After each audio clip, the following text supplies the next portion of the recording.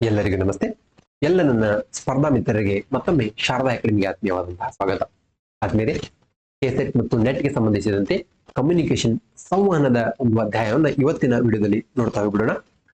So ಇವತ್ತಿನ ವಿಡಿಯೋದಲ್ಲಿ ಸಂವಹನಕ್ಕೆ ಸಂಬಂಧಪಟ್ಟಂತೆ ಸಂಪೂರ್ಣವಾದಂತಹ ಪ್ರಮುಖ ಮಾಹಿತಿಯನ್ನ ನಾನು ಇವತ್ತಿನ ವಿಡಿಯೋದಲ್ಲಿ ನಿಮ್ ಜೊತೆ ಶೇರ್ ಮಾಡ್ತಾ ಇದ್ದೀನಿ. ಸೊ ಎಕ್ಸಾಮ್ಗೆ ಉಪಯುಕ್ತ ಆಗ್ತಕ್ಕಂತಹ ಪ್ರಮುಖ ಅಂಶಗಳನ್ನ ಹೈಲೈಟ್ ಮಾಡ್ತಾ ಒಂದು ರೀತಿಯ ರಿವಿಷನ್ ವಿಡಿಯೋ ಇದಾಗಿರುತ್ತೆ. ಓಕೆನಾ? ಹಾಗಾದ್ರೆ ಸಂವಹನ ಅಂದ್ರೆ ಏನು ಸ್ಪಷ್ಟವಾಗಿ ಅರ್ಥ ಮಾಡಿಕೊಂಡ್ಬಿಟ್ರೆ ಮುಂದೆ ಎಲ್ಲಾ ಅಂಶಗಳನ್ನ ನಾವು ಕ್ಲಿಯರ್ ಆಗಿ ತಿಳ್ಕೊಂಡು ಹೋಗ್ಬಹುದು. The word communication is derived from the Latin word communicare and communis which means to share. ಅಂದ್ರೆ ಲ್ಯಾಟಿನ್ ನ ಪದದಿಂದ ಸಂವಹನ ಕಮ್ಯುನಿಕೇಶನ್ ಅಂತಕ್ಕಂಥ ಪದ ಬಂದಿದೆ. ಕಮ್ಯುನಿಕೇರ್ ಮತ್ತು ಕಮ್ಯುನಿಸ್ ಅಂತಕ್ಕಂಥ ಎರಡು ಪದಗಳಿಂದ ಬಂದಿದೆ. ಇದರ ಅರ್ಥ ಸಂವಹನ ಎಂದು ಕರೆಯಲಾಗಿದೆ. ಸೊ ನಾವು ಸಂವಹನವನ್ನ ಯಾಕೆ ಮಾಡ್ತೀವಿ? ಸೊ ಇದೊಂದು ಅರ್ಥ ಮಾಡ್ಕೊಂಡ್ಬಿಟ್ರೆ ಕ್ಲಿಯರ್ ಆಗುತ್ತೆ ನೋಡಿ. Sharing of ideas and flowing of messages ಅಂದ್ರೆ ನಮ್ಮ ವಿಚಾರಗಳನ್ನ ವಿನಿಮಯ ಮಾಡಿಕೊಳ್ಳಲಿಕ್ಕೆ ನಾವು ಸಂವಹನವನ್ನು ಬಳಸ್ತೇವೆ. ಭಾವನೆಗಳನ್ನ ಮಾಹಿತಿಯನ್ನ ಹಂಚಿಕೊಳ್ಳಲಿಕ್ಕೆ ಸಂವಹನವನ್ನು ಬಳಸ್ತೇವೆ. ಅಂದ್ರೆ ಕಮ್ಯುನಿಕೇಟ್ ಮಾಡ್ಲಿಕ್ಕೆ ಏನು ನಮ್ಮ ಭಾವನೆಗಳಿದಾವೆ, ಏನು ಮಾಹಿತಿ ಇದೆ ಅದು ಮತ್ತೊಬ್ಬರಿಗೆ ತಲುಪಲಿಕ್ಕೆ ನಾವು ಸಂವಹನ ಮಾಡ್ತೀವಿ. ಸೊ ಹಾಗಾಗಿ ನಮ್ಮ ಭಾವನೆಗಳನ್ನ ಮತ್ತು ಮಾಹಿತಿಯನ್ನ ವಿಚಾರಗಳನ್ನ ಯಾವ್ಯಾವ ಐಡಿಯಾಗಳನ್ನ ಅವುಗಳನ್ನ ಹಂಚಿಕೊಳ್ಳಲಿಕ್ಕೆ ಸಂವಹನವನ್ನು ಮಾಡ್ತೀವಿ. ಸೊ ಈ ಒಂದು ಪ್ರಕ್ರಿಯೆಗೆ ಸಂವಹನ ಅಂತ ಕರೆಯಲಾಗ್ತಿದೆ. ಸೊ ಬರ್ಲೋ ಅಂತಕ್ಕಂಥವರ ಪ್ರಕಾರ ಕಮ್ಯುನಿಕೇಶನ್ ಇಸ್ SR ಮಾಡೆಲ್ ಅಂತ ಹೇಳ್ತಾರೆ. ಅಂದ್ರೆ ಸೆಂಡರ್ ಮತ್ತು ರಿಸೀವರ್, ಇಲ್ಲಿ ಕಳಿಸುವವರು ಇರ್ತಾರೆ, ಜೊತೆಗೆ ಸ್ವೀಕರಿಸುವವರು ಇರ್ತಾರೆ. ಸೊ ಅದನ್ನೇ ಅವರು SMCR ಮಾಡೆಲ್ ಅಂತ ಹೇಳ್ತಾರೆ. ಅಂದ್ರೆ sender, message, channel, receiver. So ಕಳಿಸುವವರು ಯಾರು, ಏನು ಸಂದೇಶ, ಯಾವ ಒಂದು ಮಾಧ್ಯಮದ ಮೂಲಕ ಅದನ್ನು ಸ್ವೀಕರಿಸುವವರು. ಇದು ಬರ್ಲೋ ಅವರ ಪ್ರಕಾರ. ಇನ್ನು ಟೈಪ್ಸ್ ಆಫ್ ಕಮ್ಯುನಿಕೇಶನ್, ಸಂವಹನದ ವಿಧಗಳು ನೋಡಿ. ಸಂವಹನದ ಹಲವಾರು ವಿಧಗಳನ್ನ ನೋಡ್ತಾ ಹೋಗಬಹುದು. ಅವುಗಳ ಕಾನ್ಸೆಪ್ಟ್ ಕ್ಲಿಯರ್ ಮಾಡ್ಕೊಂಡ್ಬಿಡೋಣ ನೋಡಿ.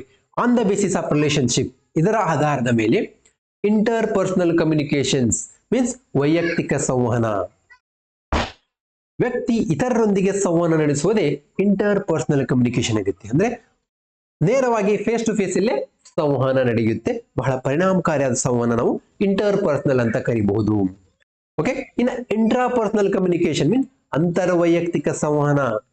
ವೆರಿ ಕ್ಲಿಯರ್, ವ್ಯಕ್ತಿ ತನ್ನೊಂದಿಗೆ ತಾನು ಸಂವಹನ ನಡೆಸುವುದು. ಅಂದ್ರೆ ನಮ್ಮ ಮನಸ್ಸಿನಾಗ ನಾವು ಮಾತಾಡೋದು ಸೆಲ್ಫ್ ಟಾಕಿಂಗ್ ಅಂತ ಕರೀತಾರಲ್ಲ, ಈ ಸೆಲ್ಫ್ ಟಾಕಿಂಗ್ಗೆ intrapersonal communication. Self talking intrapersonal communication ಆಗುತ್ತೆ.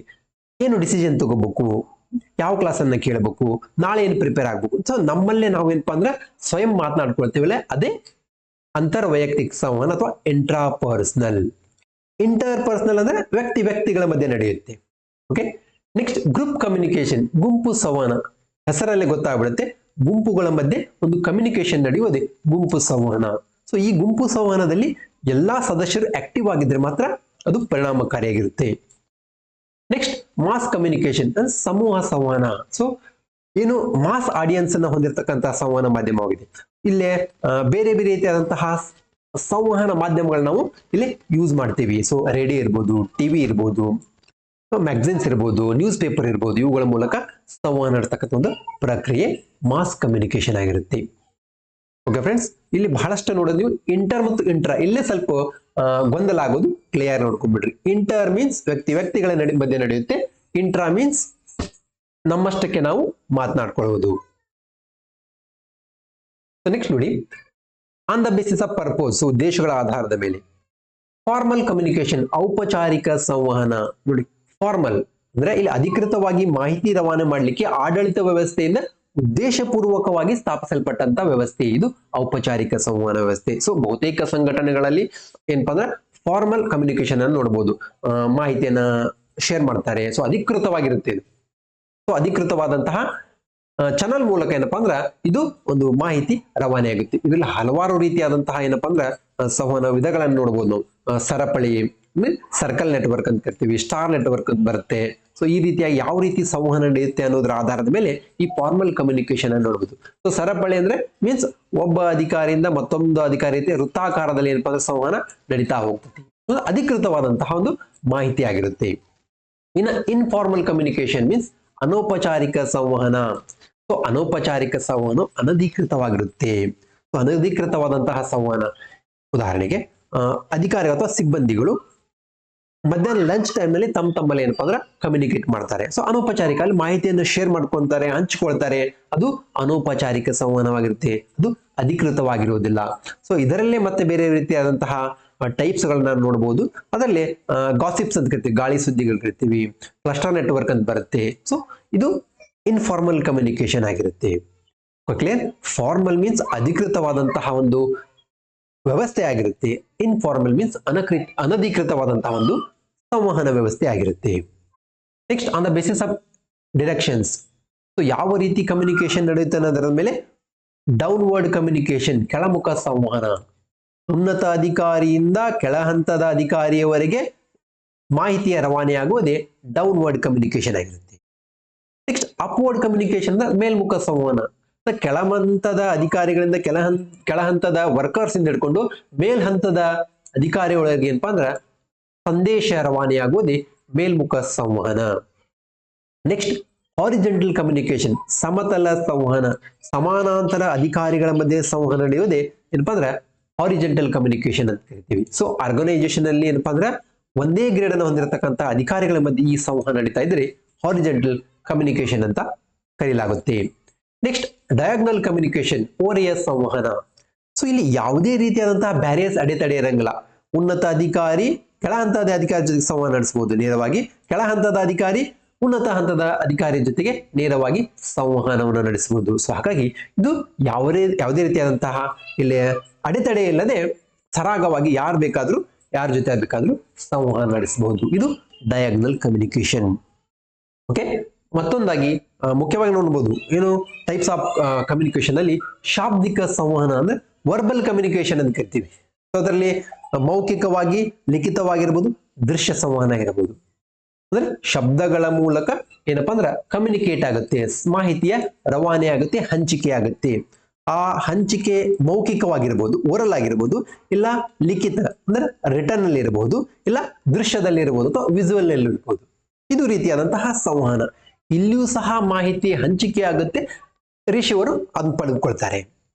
ನೆಕ್ಸ್ಟ್, ಅಶಾಬ್ದಿಕ ಸಂವಹನ. ಸೊ ನಾನ್ ವರ್ಬಲ್ ಕಮ್ಯುನಿಕೇಶನ್ ಅಂತ ಕರಿತೀವಿ. ಇಲ್ಲಿ ಶಬ್ದಗಳ ಬಳಕೆ ಆಗೋದಿಲ್ಲ, ಆಂಗಿಕ ಪ್ರದರ್ಶನ, ಮುಖಭಾವ, ಎಕ್ಸ್ಪ್ರೆಷನ್ ಅಂತ ಕರಿತೀವಿ, ಫೇಶಿಯಲ್ ಎಕ್ಸ್ಪ್ರೆಷನ್, ಇವುಗಳ ಮೂಲಕ ದೈಹಿಕ ಸನ್ನೆ ಇರಬಹುದು, ಚಿಹ್ನೆಗಳ ಮೂಲಕ ಸಂವಹನ ನಡೆಯುತ್ತೆ. ಸೊ ಹಾಗಾದ್ರೆ ಇದು ರೀತಿ ಅಶಾಬ್ದಿಕ ಅಥವಾ ನಾನ್ ವರ್ಬಲ್ ಕಮ್ಯುನಿಕೇಶನ್ ಅಂತೀವಿ. ನೆಕ್ಸ್ಟ್, ಸಂವಹನದ ಗುಣಲಕ್ಷಣಗಳು. ಬಹುತೇಕ ಸಂವಹನದ ಗುಣಲಕ್ಷಣಗಳನ್ನ ಓದಿದ ತಕ್ಷಣ ನಿಮ್ಗೆ ಈಸಿಯಾಗಿ ಐಡೆಂಟಿಫೈ ಆಗ್ತತಿ. ಇದು ದ್ವಿಮುಖ ಪ್ರಕ್ರಿಯೆ ಆಗಿರುತ್ತೆ. ಒಬ್ಬರೇ ಇರಂಗಿಲ್ಲ, ಕಮ್ಯುನಿಕೇಶನ್ ಮಾಡಲಿಕ್ಕೆ ಸೆಂಡರ್ ಒಬ್ರು ಇರ್ತಾರೆ, ರಿಸೀವರ್ ಒಬ್ರು ಇರ್ತಾರೆ. ಹಾಗಾಗಿ ದ್ವಿಮುಖವಾದಂತಹ ಒಂದು ಪ್ರಕ್ರಿಯೆ ಆಗಿರುತ್ತೆ. ಈ ಸಂವಹನದಲ್ಲಿ ವಿಚಾರಗಳಿರ್ಬೋದು, ಮಾಹಿತಿಗಳು ವಿನಿಮಯ ಆಗ್ತವೆ, ಹಂಚಿಕೆ ಆಗ್ತವೆ. ಜೊತೆಗೆ ಇದು ನಿರಂತರವಾದಂತಹ ಒಂದು ಚಲನಾತ್ಮಕ ಪ್ರಕ್ರಿಯೆ ಆಗಿದೆ. ಹಾಗೆಯೇ ಸಂವಹನ ನಡೀಬೇಕಾದ ಉದ್ದೇಶಪೂರಿತ ಪ್ರಕ್ರಿಯೆ, ಯಾವ ಉದ್ದೇಶಕ್ಕೋಸ್ಕರ ಸಂವಹನ ನಡೀತಾ ಇದೆ ಅನ್ನೋದು ಗೊತ್ತಿರುತ್ತೆ. ಹಾಗೆ ಮಾರ್ಗದರ್ಶಕ ಪ್ರಕ್ರಿಯೆ, ಸಂವಹನದಿಂದ ಏನಪ್ಪಾ ಮಾರ್ಗದರ್ಶನ ಮಾಡ್ತಕ್ಕಂಥ ಒಂದು ಪ್ರಕ್ರಿಯೆ ನಡೆಯುತ್ತೆ. ಅರ್ಥಪೂರ್ಣವಾದಂತಹ ಮಾಹಿತಿಯನ್ನ ಒಂದು ಸಂವಹನ ಒಳಗೊಂಡಿರುತ್ತೆ. ಇದೊಂದು ಮನೋಸಾಮಾಜಿಕ ಪ್ರಕ್ರಿಯೆ ಆಗಿದೆ. ಹೀಗೆ ವಿಭಿನ್ನ ಲಕ್ಷಣಗಳನ್ನ ನಾವು ಸಂವಹನದ ಗುಣಲಕ್ಷಣಗಳಂತ ನೋಡಬಹುದು. ನೆಕ್ಸ್ಟ್, ಮಾಡೆಲ್ಸ್ ಆಫ್ ಕಮ್ಯುನಿಕೇಶನ್, ಸಂವಹನದ ಮಾದರಿಗಳು. ಈಗಾಗಲೇ ಈ ಪ್ರಿವಿಯಸ್ ಇಯರ್ ಕ್ವಶನ್ ಪೇಪರ್ ಅಲ್ಲಿ ಈ ಮಾಡೆಲ್ಸ್ ಆಫ್ ಕಮ್ಯುನಿಕೇಶನ್ ಆದ ಮೇಲೆ ಒಂದು ಕ್ವಶನ್ ರೈಸ್ ಆಗಿದೆ. ಸೊ ಹಾಗಾಗಿ ಕೆಲವೊಂದಿಷ್ಟು 4 ಮಾಡೆಲ್ಗಳನ್ನು ನಾನು ಇಲ್ಲೇ ಸೆಲೆಕ್ಟ್ ಮಾಡ್ಕೊಂಡಿದ್ದೀನಿ. ಈಗಾಗಲೇ ಅರಿಸ್ಟಾಟಲ್ ಮಾಡೆಲ್ಸ್ ಆಫ್ ಕಮ್ಯುನಿಕೇಶನ್ ಅನ್ನ ಕ್ವಶನ್ ಒಳಗೆ ಕೇಳಿದ್ದಾರೆ. ಸೊ ಅರಿಸ್ಟಾಟಲ್ ಅವರ ಒಂದು ಮಾಡೆಲ್ ಆಫ್ ಕಮ್ಯುನಿಕೇಶನ್ ಅಲ್ಲಿ 3 ಬೇಸಿಕ್ ಎಲಿಮೆಂಟ್ಸ್ ಅನ್ನು ಹೇಳ್ತಾರೆ. That is speaker, speech, audience. So ಈ ಹಿಂದಿನ ಕ್ವಶನ್ ಪೇಪರ್ ನೋಡಬಹುದು. ಅವರು ಇದನ್ನ ಇಂಟರ್ ಪರ್ಸನಲ್ ಕಮ್ಯುನಿಕೇಶನ್ ಅಲ್ಲ, ಪಬ್ಲಿಕ್ ಸ್ಪೀಚ್ ಇರುತ್ತಲ್ಲ, ಪಬ್ಲಿಕ್ ಸ್ಪೀಚ್ ನಲ್ಲಿ ಈ ರೀತಿಯಾದಂತಹ ಕಮ್ಯುನಿಕೇಶನ್ ಅನ್ನ ಗಮನಿಸಬಹುದು ಅಂತ ಹೇಳ್ತಾರೆ. ಅಲ್ಲಿ ಏನಿರುತ್ತೆ, ಸ್ಪೀಕರ್ ಇರ್ತಾರೆ, ಸ್ಪೀಚ್ ಇರುತ್ತೆ, ಭಾಷಣ ಇರುತ್ತೆ, ಯಾವ ಒಕೇಶನ್ ಇರುತ್ತೆ ಆ ಒಕೇಶನ್ ಡಿಫ್ರೆಂಟ್ ಆಗಿರುತ್ತೆ. ಓಕೆನಾ? ಹಾಗೆ ಅಲ್ಲಿ ಆಡಿಯನ್ಸ್ ಇರ್ತಾರೆ, ಅದರ ನಂತರ ಆ ಸ್ಪೀಚ್ ನ ಎಫೆಕ್ಟ್ ಅನ್ನ ಗಮನಿಸಬಹುದು. ಸೊ ಈ ರೀತಿಯಾಗಿ ಅರಿಸ್ಟಾಟಲ್ ಮಾಡೆಲ್ ಆಫ್ ಕಮ್ಯುನಿಕೇಶನ್ ಅಲ್ಲಿ ನಾವು ಸ್ಪೀಕರ್, ಸ್ಪೀಚ್, ಆಡಿಯನ್ಸ್, ಎಫೆಕ್ಟ್ ಅನ್ನು ನೋಡ್ತೀವಿ. ಸೊ ಒಕೇಶನ್ ಡಿಫ್ರೆಂಟ್ ಆಗಿರುತ್ತೆ. Next, David Berlo's model of communication ಅಲ್ಲಿ ಈಗಾಗಲೇ ಫಸ್ಟ್ ಎಕ್ಸಾಂಪಲ್ ನೋಡಿದ್ವಿ ನಾವು, SMCR ಮಾಡೆಲ್ ಅಂತ ಹೇಳ್ತೇವೆ. ಸೊ ಅಲ್ಲಿ ಅವರು ಸೆಂಡರ್ ಇರ್ತಾರೆ, ಮೆಸೇಜ್ ಇರುತ್ತೆ, ಹಾಗೆ ಯಾವ ಒಂದು ಚಾನಲ್ ಇದೆ, ಮಾಧ್ಯಮ. ಹಾಗಾಗಿ ನೆಕ್ಸ್ಟ್ ಬರೋದು ಅದನ್ನ ಯಾರು ರಿಸೀವ್ ಮಾಡ್ಕೊಂತಾರೆ ಅನ್ನೋ ಆಧಾರದ ಮೇಲೆ. ಓಕೆ, ಸೊ ಇದನ್ನ SMCR ಮಾಡೆಲ್ ಅಂತ ನೋಡಬಹುದು. Next, Shannon Weaver model of communication. So ಇವರ ಒಂದು ಕಮ್ಯುನಿಕೇಶನ್ ಮಾಡೆಲ್ ನಲ್ಲಿ ಸೋರ್ಸ್ ಮೂಲ ಇರುತ್ತೆ. ಯಾವುದು? ಸೋರ್ಸ್. ನೆಕ್ಸ್ಟ್ ಸೆಂಡರ್ ಯಾರು? ಚಾನಲ್. ರಿಸೀವರ್. ನೆಕ್ಸ್ಟ್ ಡೆಸ್ಟಿನೇಷನ್, ಎಲ್ಲೇ ತಲುಪಬೇಕು. ಸೊ ಅಲ್ಲೇ ಡಿಸ್ಟರ್ಬೆನ್ಸ್ ಅನ್ನು ನಾವು ಗಮನಿಸಬಹುದು. ನಾಯ್ಸ್ ಅನ್ನು ಸಹ ಈ ಶಾನನ್ ವೇವರ್ ಮಾಡೆಲ್ ನಲ್ಲಿ ನೋಡಬಹುದು. ನೆಕ್ಸ್ಟ್ ಲಾಸ್ವೆಲ್ಸ್ ಮಾಡೆಲ್ ಆಫ್ ಕಮ್ಯುನಿಕೇಶನ್ ನಲ್ಲಿ ಸೊ ಅವರು ಸಹ ಸೆಂಡರ್, ಮೆಸೇಜ್, ಮೀಡಿಯಂ, ರಿಸೀವರ್ ಮತ್ತು ಫೀಡ್ಬ್ಯಾಕ್ ಅನ್ನ ಹೇಳ್ತಾರೆ. ಸೊ ಜಸ್ಟ್ ಒಂದ್ಸಲ ಗ್ಲಾನ್ಸ್ ಮಾಡ್ಕೊಳ್ರಿ. ಸೊ ಅಲ್ಲೇ ಇನ್ ಕೇಸ್ ಕ್ವಶನ್ ಇದ್ದಾಗ ಸ್ವಲ್ಪ ಐಡೆಂಟಿಫೈ ಮಾಡ್ಲಿಕ್ಕೆ ಬಹಳ ಹೆಲ್ಪ್ ಆಗುತ್ತೆ. ಈಗ already Aristotle model of communication ಅನ್ನ ಹೇಳಿದ್ದಾರೆ. ಸೊ ಈ ಒಂದು 3 ಮಾಡೆಲ್ಗಳನ್ನ ಹಾಗೆ ನಿಮ್ಗೆ ಇಂಟ್ರೊಡ್ಯೂಸ್ ಮಾಡ್ತಾ ಇದ್ದೀನಿ. ನೆಕ್ಸ್ಟ್ ನೋಡೋಣ, ಎಫೆಕ್ಟಿವ್ ಕಮ್ಯುನಿಕೇಶನ್, ಪರಿಣಾಮಕಾರಿ ಸಂವಹನ. ಹಾಗಾದ್ರೆ ಯಾವುದನ್ನ ನಾವು ಎಫೆಕ್ಟಿವ್ ಕಮ್ಯುನಿಕೇಶನ್ ಅಂತ ಕರಿತೀವಿ? The ability to convey information to another effectively and efficiently. ಯಾವುದನ್ನು ಪರಿಣಾಮಕಾರಿ ಸಂವಹನ ಅಂದ್ರೆ ಯಾವುದೇ ಒಂದು ಮಾಹಿತಿಯನ್ನು ನಾವು ಇನ್ನೊಬ್ಬರಿಗೆ ಪರಿಣಾಮಕಾರಿಯಾಗಿ ಮತ್ತು ಸಮರ್ಥವಾಗಿ ಅಂದ್ರೆ ದಕ್ಷತೆಯಿಂದ ತಲುಪಿಸುವ ಸಾಮರ್ಥ್ಯ ಹೊಂದಿದ್ರೆ ಅದನ್ನ ಪರಿಣಾಮಕಾರಿ ಸಂವಹನ ಅಂತ ಕರೀತಾರೆ. ಅಂದ್ರೆ ಯಾವ ಮಾಹಿತಿ ನಾವು ಯಾರಿಗೆ ತಲುಪಿಸ್ಬೇಕಲ್ಲ ಅದನ್ನ ಕರೆಕ್ಟ್ ಆಗಿ ತಲುಪಿಸ್ಬಿಟ್ರೆ ಅದು ಎಫೆಕ್ಟಿವ್ ಕಮ್ಯುನಿಕೇಶನ್ ಆಗಿರುತ್ತೆ. ಸರಿನಾ? ಹಾಗಾದ್ರೆ ಯಾವ ರೀತಿಯಾದಂತಹ ಟೈಪ್ಸ್ ಆಫ್ ಎಫೆಕ್ಟಿವ್ ಕಮ್ಯುನಿಕೇಶನ್ ನೋಡಬಹುದು? ಸೊ ಪರಿಣಾಮಕಾರಿ ಸಂವಹನದಲ್ಲಿ ವಿಧಗಳು. ಯಾವ ತರಹದ ಸಂವಹನ ಪರಿಣಾಮಕಾರಿಯಾಗಿರುತ್ತೆ? Verbal communication, non verbal communication, so intercultural, group communication, classroom communication, ಹೀಗೆ ಡಿಫ್ರೆಂಟ್ ಟೈಪ್ಸ್ ಆಫ್ ಏನಪ್ಪಾ ಎಫೆಕ್ಟಿವ್ ಕಮ್ಯುನಿಕೇಶನ್ ಅನ್ನು ನೋಡಬಹುದು. ಸೊ ಈಗಾಗಲೇ ಮೇಲೆ ಚರ್ಚೆ ಮಾಡಿದ್ದೇವೆ. ಸೊ ವರ್ಬಲ್ ಕಮ್ಯುನಿಕೇಶನ್, ಶಾಬ್ದಿಕ ಶಬ್ದಗಳ ರೂಪದಲ್ಲಿ ನಾವು ಸಂವಹನ ಮಾಡ್ತೀವಿ. ಅದು ಮೌಖಿಕವಾಗಿರಬಹುದು ಅಥವಾ ಲಿಖಿತವಾಗಿರಬಹುದು. ಸೊ ಯಾವುದೇ ಕಮ್ಯುನಿಕೇಶನ್ ಇದ್ರೂ ಅದಕ್ಕೆ ಅದರದೇ ಅಂತ ಬ್ಯಾರಿಯರ್ಸ್ ಇರ್ತವೆ, ಡಿಸ್ಅಡ್ವಾಂಟೇಜಸ್ ಇರ್ತವೆ. Okay, next non verbal communication mean ಅಶಾಬ್ದಿಕ. ಇಲ್ಲಿ ಶಬ್ದಗಳ ಬಳಕೆ ಇರುವುದಿಲ್ಲ, ಆಂಗಿಕ ಪ್ರದರ್ಶನ ಹೇಳಲಾಗಿ ಶರೀರದ ಭಾಷೆ ಇರಬಹುದು, ಬಾಡಿ ಲ್ಯಾಂಗ್ವೇಜ್ ಅಂತ ಕರಿತೀವಿ. ನೆಕ್ಸ್ಟ್ ಹಾವಭಾವ, ಸೊ ಮುಖಭಾವ, ಇವುಗಳ ಮೂಲಕ ನಾವು ಸಂವಹನ ಕಮ್ಯುನಿಕೇಟ್ ಮಾಡ್ತೀವಿ. Next inter cultural communication means ಅಂತರ್ ಸಾಂಸ್ಕೃತಿಕ ಸಂವಹನ. ಕ್ಲಿಯರ್ ನೋಡ್ರಿ, ಇಂಟರ್ ಕಲ್ಚರಲ್ ಅಂದ್ರೆ ವಿಭಿನ್ನ ಸಂಸ್ಕೃತಿ ಹೊಂದಿರತಕ್ಕಂಥ ಜನರ ಮಧ್ಯೆ ನಡೀತಕ್ಕಂಥ ಸಂವಹನವೇ ಇಂಟರ್ ಕಲ್ಚರಲ್, ಅಂತರ್ ಸಾಂಸ್ಕೃತಿಕ ಸಂವಹನವಾಗಿದೆ. ಅಂದ್ರೆ ಇಲ್ಲಿ ಸಂವಹನ ಮಾಡೋ ಸಂದರ್ಭದಲ್ಲಿ ದೇಶ ವಿದೇಶಗಳ ಮಧ್ಯೆ ಇರತಕ್ಕಂಥ ಸಂವಹನ ನೋಡಬಹುದು, ಅಂತರ್ ಸಾಂಸ್ಕೃತಿಕ ಸಂವಹನ ಆಗುತ್ತೆ. ಯಾಕಂದ್ರೆ ಅಲ್ಲೇ ವಿಭಿನ್ನ ಸಂಸ್ಕೃತಿ ಹೊಂದಿರತಕ್ಕಂತಹ ಜನರ ಮಧ್ಯೆ ಒಂದು ಈ ಒಂದು ಕಮ್ಯುನಿಕೇಶನ್ ಆಗುತ್ತೆ. ಸೊ ಇಲ್ಲಿ ಬಹಳಷ್ಟು ಬ್ಯಾರಿಯರ್ಸ್, ಅಡೆತಡೆಗಳನ್ನು ನಾವು ಗಮನಿಸಬಹುದು. ಭಾಷೆಯು ಡಿಫ್ರೆಂಟ್ ಆಗಿರುತ್ತೆ, ಕಲ್ಚರ್ ಡಿಫ್ರೆಂಟ್ ಆಗಿರುತ್ತೆ. ಸರಿನಾ? ನೆಕ್ಸ್ಟ್ ನೋಡೋದಾದ್ರೆ ಗ್ರೂಪ್ ಕಮ್ಯುನಿಕೇಶನ್. ಈಗಾಗಲೇ ನೋಡಿದಂತೆ ಗುಂಪು ಸಂವಹನ, ಗುಂಪುಗಳ ಮಧ್ಯೆ ಒಂದು ಸಂವಹನ ನಡೆಯುವ ಪ್ರಕ್ರಿಯೆ ಗುಂಪು ಸಂವಹನವಾಗಿರುತ್ತೆ. ಇಲ್ಲಿ ಸಹ ಏನು ಪಾರ್ಟಿಸಿಪೆಂಟ್ಸ್ ಇರ್ತಾರಲ್ಲ ಬಹಳ ಆಕ್ಟಿವ್ ಆಗಿರ್ಬೇಕು. ಪ್ಯಾಸಿವ್ ಆಗಿದ್ರೆ ಕಮ್ಯುನಿಕೇಶನ್ ಎಫೆಕ್ಟಿವ್ ಆಗಿರುವುದಿಲ್ಲ. ನೆಕ್ಸ್ಟ್ ಕ್ಲಾಸ್ ರೂಮ್ ಕಮ್ಯುನಿಕೇಶನ್, ತರಗತಿಯ ಸಂವಹನ. ಸೊ ಮೋಸ್ಟ್ ಕಾಮನ್ ಆಗಿ ಎಲ್ಲರಿಗೂ ಗೊತ್ತು, ಶಿಕ್ಷಕರು ಮತ್ತು ವಿದ್ಯಾರ್ಥಿಗಳ ಮಧ್ಯೆ ನಡೆತಕ್ಕಂಥ ಒಂದು ಸಂವಹನವೇ ಇಲ್ಲಿ ಕ್ಲಾಸ್ ರೂಮ್ ಕಮ್ಯುನಿಕೇಶನ್ ಆಗಿರುತ್ತೆ. ನೆಕ್ಸ್ಟ್ ನೋಡೋದಾದ್ರೆ ಪರಿಣಾಮಕಾರಿಯ ಸಂವಹನಕ್ಕೆ ಅಡೆತಡೆಗಳು. ಸೊ ಯಾವುದು? Barriers of effective communication. Okay, ಭಾಷೆ, ವಿಭಿನ್ನವಾದಂತಹ ಭಾಷೆ ನಾವು ಪರಿಣಾಮಕಾರಿ ಸಂವಹನ ಮಾಡಲಿಕ್ಕೆ ಅಡೆತಡೆ ಆಗಿರುತ್ತೆ. ಫಾರ್ ಎಕ್ಸಾಂಪಲ್, ನನಗೆ ಇಂಗ್ಲಿಷ್ ಬರೋದಿಲ್ಲಪ್ಪ, ಮತ್ತೊಬ್ರಿಗೆ ಇಂಗ್ಲಿಷ್ ಬರುತ್ತೆ ಅಂದಾಗ ಸೊ ಕಮ್ಯುನಿಕೇಟ್ ಮಾಡಲಿಕ್ಕೆ so it get difficult. So ಅದೇ ತರ ಭಾಷೆಯ ಜ್ಞಾನದ ಕೊರತೆ ಇದ್ರೂ ಸಹ ಪರಿಣಾಮಕಾರಿ ಸಂವಹನಕ್ಕೆ ಅಡೆತಡೆಯಾಗಿರುತ್ತೆ. ಸೊ ನಾಲೆಜ್ ಇಲ್ಲದೆ ಹೋದ ಸಂದರ್ಭದಲ್ಲಿ, ಗದ್ದಲದಿಂದ ಕೂಡಿದ ವಾತಾವರಣದಲ್ಲಿ ಸಂವಹನ ನಡೆದ್ರೆ ಅದು ಪರಿಣಾಮಕಾರಿ ಆಗುವುದಿಲ್ಲ. ಸೊ ಯಾವ ರೀತಿಯ ಪರಿಸರದಲ್ಲಿ ಸಂವಹನ ನಡೆಯುತ್ತೆ ಅನ್ನೋದ್ರ ಮೇಲೆ ಸಂವಹನದ ಏನು ಯಶಸ್ಸು ನಿಂತಿರುತ್ತೆ. ಸಂಸ್ಕೃತಿ, ಈಗಾಗಲೇ ಚರ್ಚಿಸಿದಂತೆ ವಿಭಿನ್ನ ಸಂಸ್ಕೃತಿಗಳ ಮಧ್ಯೆ ಸಂವಹನವಿದ್ರೆ ಅಲ್ಲಿ ಸಹ ಅದು ಅಡೆತಡೆಯಾಗಿರುತ್ತೆ. ಸಂವಹನ ನಡೆಸಿರುವ ಮನೋಭಾವವು ಸಹ ಇದಕ್ಕೆ ಪರಿಣಾಮ ಬೀರುತ್ತೆ. ತಾಂತ್ರಿಕತೆ, ಟೆಕ್ನಾಲಜಿ ಸಹ ಏನಪ್ಪಾ ಅಂದ್ರೆ ಸಂವಹನಕ್ಕೆ ಅಡೆತಡೆಯಾಗುತ್ತೆ. ಅವಧಾನದ ಕೊರತೆ, ವೈಯಕ್ತಿಕ ಅಂಶಗಳು, ಇನ್ನೂ ಹಲವಾರು ಅಂಶಗಳು ಏನಪ್ಪಾ ಅಂದ್ರೆ ನಾವು ಎಫೆಕ್ಟಿವ್ ಆಗಿ ಕಮ್ಯುನಿಕೇಟ್ ಮಾಡಲಿಕ್ಕೆ ನಮ್ಗ ಒಂದು ರೀತಿಯಾದಂತಹ ಬ್ಯಾರಿಯರ್ಸ್ ಅಂದ್ರೆ ಅಡೆತಡೆಗಳು ಅಂತ ನೋಡಬಹುದು. ನೆಕ್ಸ್ಟ್ ಸಮೂಹ ಮಾಧ್ಯಮ ಮತ್ತು ಸಮಾಜ. ಹಾಗಾದ್ರೆ ಇಲ್ಲೇ ಸಮೂಹ ಮಾಧ್ಯಮ ಮಾಸ್ ಮೀಡಿಯಾ ಮತ್ತು ಸೊಸೈಟಿ ಅಂತ ನೋಡ್ತೀವಿ. ಸೊ ಇದು ವಿಸ್ತೃತವಾದಂತಹ ವಿಶಾಲವಾದಂತಹ ಮಾಧ್ಯಮ ಆಗಿದೆ ಸಮೂಹ ಮಾಧ್ಯಮ. ಸೊ ಇಲ್ಲಿ ಸಂದೇಶ ಕಳಿಸಿರುವ ಒಬ್ರು ಇಬ್ಬರು ಆಗಿದ್ರೆ ಸ್ವೀಕಾರ ಮಾಡ್ತಕ್ಕಂತಹವರು ಲಕ್ಷಾಂತರ ಜನ ಆಗಿರ್ತಾರೆ. ಸೊ ಹಾಗಾಗಿ ಇದಂತೂ ಅತ್ಯಂತ ಪರಿಣಾಮಕಾರಿಯಾದಂತಹ ಮಾಧ್ಯಮವಾಗಿದೆ. ಹಾಗಾದ್ರೆ ಇತ್ತೀಚಿನ ದಿನಗಳಲ್ಲಿ ಇದನ್ನ ಬಹಳ ಸಮೂಹ ಮಾಧ್ಯಮದ ಬಳಕೆ ಅತಿಯಾಗಿ ನಾವು ಬಳಸ್ತಾ ಇದ್ದೀವಿ. ಸೊ ಎಲ್ಲರಿಗೂ ಅದರ ಬಗ್ಗೆ ಅರಿವಿದೆ.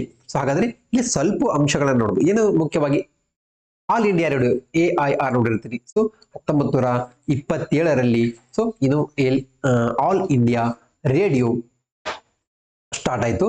ಸೊ ಅಂದ್ರೆ 1927ರಲ್ಲಿ ಏನಪ್ಪಾ ಅಂದ್ರೆ AIR ಅನ್ನು ಗಮನಿಸಬಹುದು. So all India radio PTI so press trust of India 1947ರಿಂದ ಇದು ಸ್ಟಾರ್ಟ್ ಆಯ್ತು. ನೆಕ್ಸ್ಟ್ ಪ್ರಸಾರ ಭಾರತಿ 1997ರಲ್ಲಿ 1990ರ ಒಂದು ಕಾಯ್ದೆಯ ಅಡಿಯಲ್ಲಿ ಪ್ರಸಾರ ಭಾರತೀಯ ಕಾಯ್ದೆಯ ಅಡಿಯಲ್ಲಿ ಏನಪ್ಪ ಅಂದ್ರೆ 1997ರಲ್ಲಿ ಸ್ಟಾರ್ಟ್ ಆಯ್ತು. ನಾವು ಇನ್ನೊಂದು ದೂರದರ್ಶನ ಏನು ಆಕಾಶವಾಣಿ ಕೇಳ್ತೇವಲ್ಲ ಸೊ ಇದರ ಅಡಿಯಲ್ಲಿ ಬರ್ತಾವು. ಅದೇ ತರಹ ಪ್ರೆಸ್ ಇನ್ಫಾರ್ಮೇಶನ್ ಬ್ಯೂರೋ PIB ನೋಡ್ತೀವಿ. ಪ್ರೆಸ್ ಇನ್ಫಾರ್ಮೇಶನ್ ಬ್ಯೂರೋ ಸೊ ಸರ್ಕಾರದ ಪ್ರಿಂಟ್ ಅಂಡ್ ಎಲೆಕ್ಟ್ರಾನಿಕ್ ಮೀಡಿಯಾಗಳ ಮಾಹಿತಿಯನ್ನು ಹಂಚಿಕೆ ಮಾಡಲಿಕ್ಕೆ ಸೊ PIB ಅನ್ನ ಯೂಸ್ ಮಾಡ್ತಾರೆ. ನೆಕ್ಸ್ಟ್ ನೋಡಿದ್ರೆ ಪ್ರೊಸೆಸ್ ಆಫ್ ಕಮ್ಯುನಿಕೇಶನ್. ಜಸ್ಟ್ ಒಂದ್ಸಲ ಗೊತ್ತಿಲ್ಲ ಯಾವ ರೀತಿಯಾದಂತಹ ಒಂದು ನಾರ್ಮಲ್ ಆಗಿ ಪ್ರೊಸೆಸ್ ಆಫ್ ಕಮ್ಯುನಿಕೇಶನ್ ಇರುತ್ತೆ ಅಂದ್ರೆ ಸೊ ಇಲ್ಲಿ ಸೆಂಡರ್ ಇರ್ತಾರೆ, ಕಳಿಸ್ತಕ್ಕಂಥವ್ರು ಯಾರು, ಸೊ ಅದು ಮೆಸೇಜ್ ಎನ್ಕೋಡ್ ಆಗುತ್ತೆ, ಅನಂತರ ಮೆಸೇಜ್ ಏನಿದೆ ಅನ್ನೋದು, next channel through receiver decode ಆಗುತ್ತೆ, ರಿಸೀವರ್ ಅನ್ನ ಡಿಕೋಡ್ ಮಾಡ್ತಾರೆ, ನಂತರ ಅದನ್ನ ಫೀಡ್ಬ್ಯಾಕ್ ನೀಡ್ತಾರೆ. ಸೊ ನೆಕ್ಸ್ಟ್ ಇಲ್ಲಿ ನಾಯ್ಸ್ ಅನ್ನು ಗಮನಿಸಬಹುದು. Noise is barrier of communication. ಈ ಸಂವಹನದಲ್ಲಿ ಅಡೆತಡೆಗಳನ್ನು ಸಹ ನಾವು ನೋಡಬಹುದು. ಒಟ್ಟಾರೆ ಇಲ್ಲಿವರೆಗೆ ಅಂತಂದ್ರೆ ಏನ್ ಕಮ್ಯುನಿಕೇಶನ್ ಇದೆಯಲ್ಲ ಸೊ ಈ ಕಮ್ಯುನಿಕೇಶನ್ ನ ಸಂಕ್ಷಿಪ್ತ ಸೊ ಬಹುತೇಕ ಅಂಶಗಳ ಒಂದು ಕಾನ್ಸೆಪ್ಟ್ ಅನ್ನ ಕ್ಲಿಯರ್ ಮಾಡ್ಲಿಕ್ಕೆ ನಾನು ಪ್ರಯತ್ನ ಮಾಡಿದ್ವಿ. ಸೊ ಸಾಧ್ಯವಾದಷ್ಟು ನಿಮಗೆ ಅರ್ಥ ಮಾಡಿಸ್ಲಿಕ್ಕೆ ನಾನು ಕರೆಕ್ಟ್ ಆದಂತಹ ಒಂದು ಎಫರ್ಟ್ ಹಾಕಿದ್ದೀನಿ ಅಂತ ನಾನು ಭಾವಿಸ್ತೀನಿ. ಇನ್ನು ರಿಸರ್ಚ್ ಆಪ್ಟಿಟ್ಯೂಡ್ ಇರ್ಬೋದು, ಹೈಯರ್ ಎಜುಕೇಶನ್ ಸಂಬಂಧಪಟ್ಟಂತೆ ಈ ಏನು ಹಿಂದೆ ಮಾಡ್ತಕ್ಕಂಥ ವಿಡಿಯೋಗಳು ಅವೈಲಬಲ್ ಇದಾವೆ. ಸೊ ನಿಮ್ಮೆಲ್ಲರಿಗೂ ಅವುಗಳನ್ನ ಸಾಧ್ಯವಾದಷ್ಟು ಯೂಸ್ ಮಾಡಿಕೊಡ್ರಿ. All the best for your examination ಅಂತ ಹೇಳ್ತಾ ಸೊ ಇದೊಂದು ಕ್ವಿಕ್ ಆದಂತಹ ಗ್ಲಾನ್ಸ್ ಆಗಿರುತ್ತೆ. ಇನ್ ಡೀಟೇಲ್ ಆದಂತಹ ಮಾಹಿತಿ ಇಲ್ಲದೆ ಹೋದ್ರೂ ಸಹ ಈ ಒಂದು ಕಮ್ಯುನಿಕೇಶನ್ಗೆ ಸಂಬಂಧಪಟ್ಟಂತಹ ಕಾನ್ಸೆಪ್ಟ್ ನ ಸ್ಪಷ್ಟವಾದಂತಹ ಅರಿವು ಮೂಡಿಸುವ ಒಂದು ಪ್ರಯತ್ನ ಅಂತ ಅಷ್ಟೇ ಹೇಳ್ತೀನಿ. ಸೊ ಯಾರೆಲ್ಲ ಈ ಒಂದು ಚಾನಲ್ ನೋಡ್ತಾ ಇದ್ದೀರಿ ನಿಮ್ಮ ಫ್ರೆಂಡ್ಸ್ಗೆ ಸಜೆಸ್ಟ್ ಮಾಡ್ರಿ. Thanks for watching. Thank you.